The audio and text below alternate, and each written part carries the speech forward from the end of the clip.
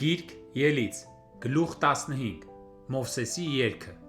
Այն ժամանակ երգեցին Մովսեսը և Իսրայելի որդիներն այս երգը Տիրոջ համար, և խոսեցին ասելով. երգելու եմ Տիրոջը, որովհետև փառավոր հաղթանակ տարավ ձիուն և ձիավորին ծովը գցեց։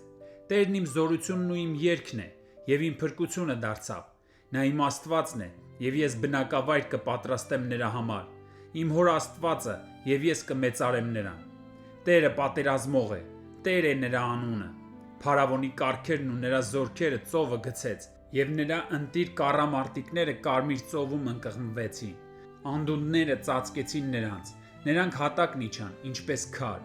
Քո աջ ձեռքը, ով Տեր, զորությամբ փառավոր է, քո աջ ձեռքը, ով Տեր, խորտակեց թշնամուն, և քո փառքի մեծությամբ խորտակում ես քո դեմ բարձրացողներին, ուղարկում ես քո բարկությունը, որ լափում է նրանց հարդի պես։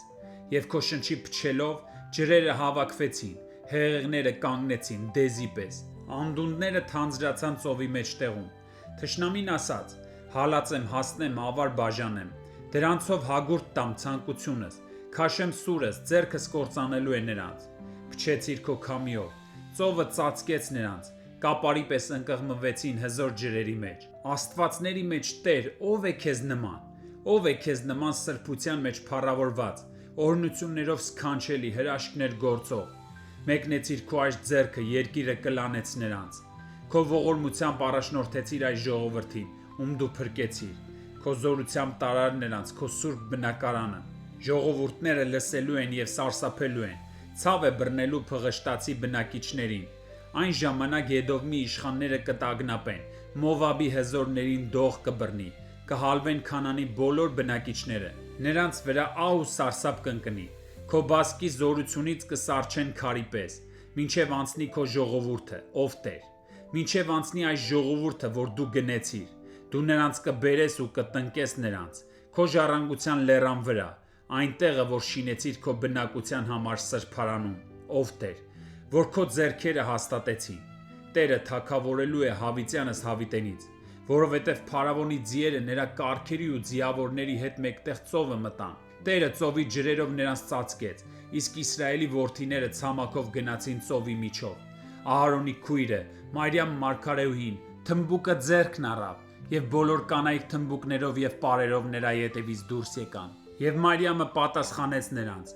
երգեցեք Տիրոջը, որովհետև փառավոր հաղթանակ տարավ, ձին ու ձիավորին ծովը գցեց։ Եվ Մովսեսը Իսրայելին Կարմիր ծովից ճանապարհ հանեց, և նրանք Սուրի անապատը եկան, և 3 օրվա ճանապարհ գնացին անապատի միջով և ջուր չգտան։ Եվ երբ եկան Մեռա,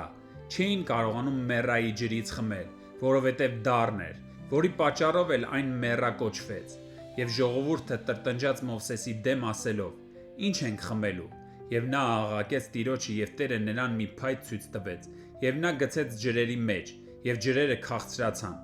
Այնտեղ էլ նրանց կանոն ու իրավունք սահմանեց և այնտեղ փորձեց նրանց։ Եվ ասաց. եթե ուշադիր լսես քո Տեր Աստծո ձայնին, և անես այն, ինչ նրա աչքի առաջ շիտակ է, ականջ դնես նրա պատվիրաններին և նրա բոլոր կանոնները պահպանես, այն ախտերից ոչ մեկը քեզ վրա չեմ բերի, որ բերեցի եգիպտացիների վրա, որովհետև ես եմ Տերը, որ բժշկում է քեզ։